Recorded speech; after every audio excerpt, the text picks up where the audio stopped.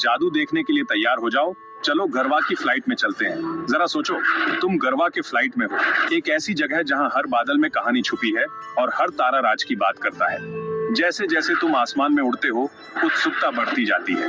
गरवा कौन कौन से अजूबे दिखाएगा? सोचो, प्लेन से उतरते ही धूप तुम्हारा गर्मजोशी से स्वागत करती है। हवा में नए रोमांच और अनकही कहानियों का वादा महसूस होता है। गरवा बस एक जगह नहीं है, ये तो अनुभवों का खजाना है, बस खुलने का इंतजार है। तो मेरे प्यारे फिल्म प्रेमी, अपनी सीट बेल्ट बांध लो और अपनी कल्पना को उड़ान भरने दो। गरवा इंतजार कर रहा है और ये सफर तो बस शुरुआत है। कुछ फिल्मी यादें बनाने को तैयार हो? एकदम खिली खिली धूप वाली सुबह थी। हम गढ़वा जा रहे थे। मैं बहुत एक्साइटेड था। गाड़ी का सफर लंबा था, लेकिन मुझे कोई परवाह नहीं थी।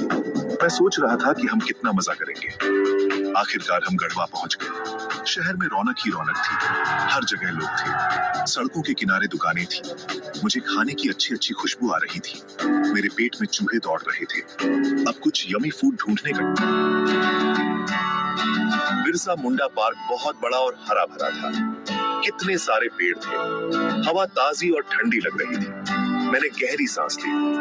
फूलों और पत्तियों की खुशबू आ रही थी। बच्चे हर जगह खेल रहे थे। कुछ स्विंग्स पर थे, दूसरे स्लाइड से नीचे फिसल रहे थे। मैं स्विंग्स की तरफ भागा। मैं बहुत ऊंचा झूलना चाहता था। ऊपर नीचे और भी ऊंचा। हवा मेरे चेहरे पर लग रही थी। बहुत मजा आ रहा था। थोड़ी देर स्विंग करने के बाद मैं स्लाइड पर गया। कितना मजा आया। इतना खेलने के बाद मुझे भूख और प्यास लगी थी।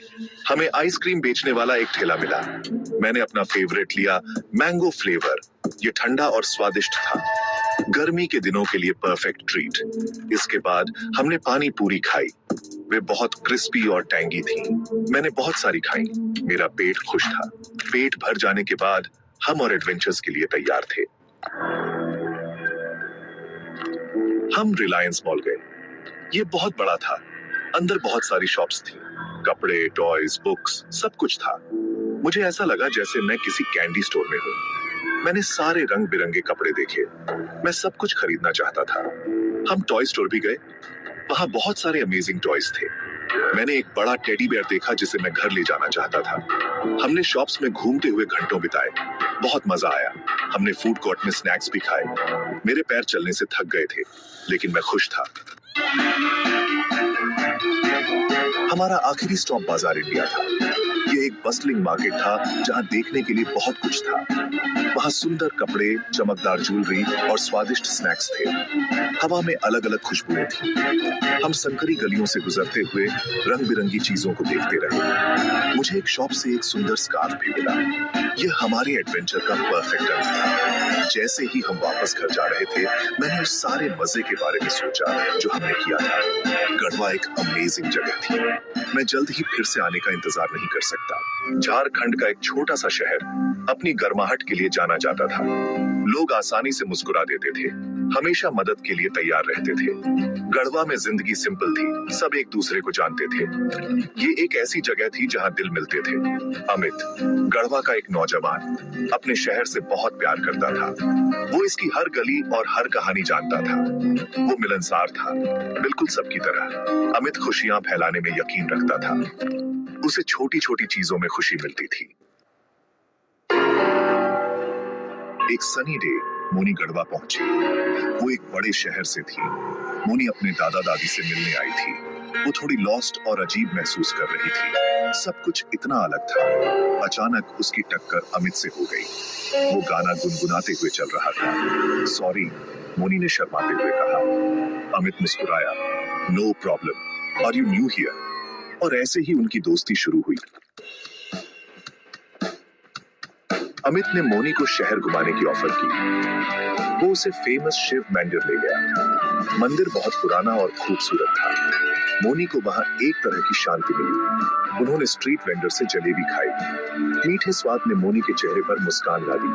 फिर अमित मोनी को लोकल फेयर में ले गया। मेला रंगों और संगीत से भरा था। वे फेरिस व्हील पर बैठे और छोटे बच्चों की तरह हंसे। जहां भी वे जाते, लोग अमित को जानते थे। मोनी देख सकती थी कि लोग उसे कितना प्यार करते हैं। जैसे जैसे दिन हफ्तों में बदलते गए, मोनी ने गढ़वा की खूबसूरती को समझा। उसने सीखा कि असली खुशी बड़ी इमारतों या फैंसी कार्स में नहीं होती। असली खुशी लोगों में होती है, उनके प्यार में और उनकी सादगी में। मोनी ने एक ऐसा कनेक्शन फील किया जो उसने पहले कभी नहीं किया था। गढ़वा छोड़ना मोनी के लिए बहुत दुखद था। उसने जल्द लौटने का वादा किया। वो जानती थी कि उसने अपना एक हिस्सा इस छोटे से शहर में छोड़ दिया है। मोनी ने सीखा कि खुशी सिंपल चीजों और सच्चे रिश्तों में होती है, जैसे कि उसने गढ़वा में बनाए थे। प्यार में कुछ भी हो सकता है, तैयार रहना। मोनी तो बिल्कुल तैयार नहीं थी अमित के जवाब के लिए। मोनी ने अमित को बुलाया घर पे।